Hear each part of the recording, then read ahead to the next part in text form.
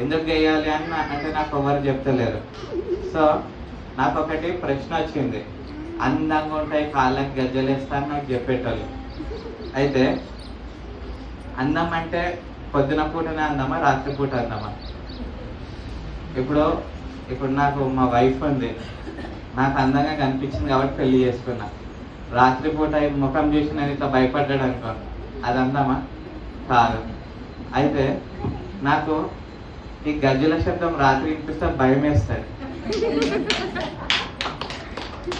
అర్థమవుతుందా? ఈ గజ్జలు ఏమవుతున్నాయో అది నా బిడ్డ వేసుకున్నా రాత్రి వేరే రూమ్లో ఉరికింది అనుకో నాకు భయం వేస్తుందా కదా?